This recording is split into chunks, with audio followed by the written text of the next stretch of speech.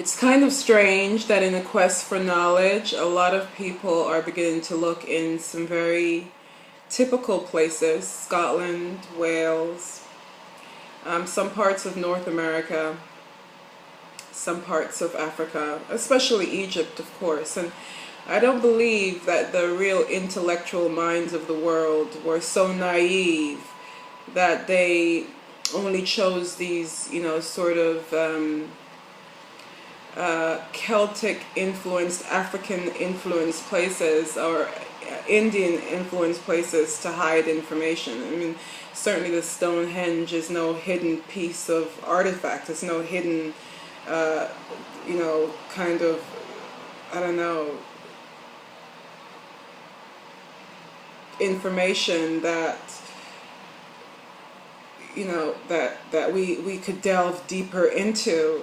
Certainly there are ley lines, and if everyone knows, energy lines are very mystical. But I believe our forefathers were very ingenious in terms of hiding information, and I don't really think they tried that hard with us. We are very very visually minded, and I mean in just our everyday life we are quickly guided, misguided, and led into various places by our visual aspect. Not even our attitude, just what we're able to see guides our thoughts and our concept on the world. So I think really in terms of any sort of hidden information, it would be hidden under our ability to see or not see information. They say perception is 9/10 of the law. I think perception is almost the entirety of the law. And so our perceptions are guided from the day we have entered into the world as a boy or girl or black or other races. And this is really how information is stored, held, and concealed. If you're able to see beyond all of these things, then you're able to at least grasp some level of information. But I also think that there is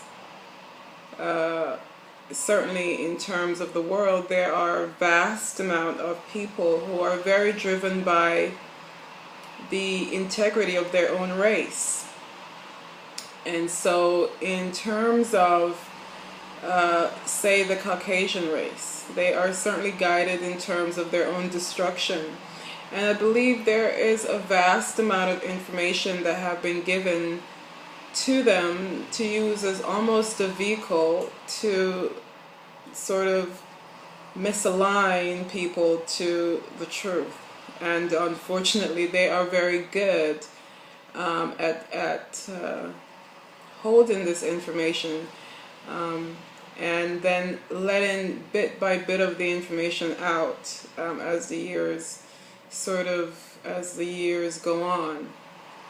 And then you find out that the information we have today is much the same as the information we've had for millions of years, but it's just in times of their own sort of survival or fear of survival that this information comes out. So now is a time where I believe the recessive races amongst us have become a little more prevalent in terms of allowing information to escape into the wider public.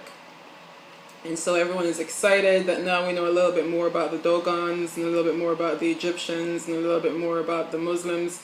And realistically, all we have now found out is that there are really just two races in the world that are the main fighting force, and they're the Jews and the Christians. And the Arabs. And the Arabs sort of fall within a sort of Jewish line, unfortunately. Not really sure how they align themselves that way, and that's my real interest at the moment, but they certainly have. And so we have the Greeks, the Greeks, Romans, Britons, Scottish, Celtics, against the Arabs and the Israeli world? Is there a world, the Israeli world? I mean, well, Palestine wasn't a hard victory, as the original leader of Palestine had fled his country anyway and was living in exile. So I'm not really sure how hard it was to take Palestine. I'm not really sure what more they would like to take from Palestine, to be honest, or even Gaza. Maybe they would just like to destroy the whole entire race of Palestinians and send them back to Israel, where they came from. But in terms of this great cultural war that we're having, or war of the Jews versus the Catholics, well, I'm just not sure. They all look so similar. It's very hard to decide who will win. I'm sort of hoping that they sort of just fight amongst themselves and the rest of us can be left to get on with the enjoyment of living. Once we stop looking at the wars and the beheadings and the various things that are going on, I'm kind of hoping that they just sort of keep themselves busy. And then the world can be about living and enjoyment of life. And that would be a great pleasure.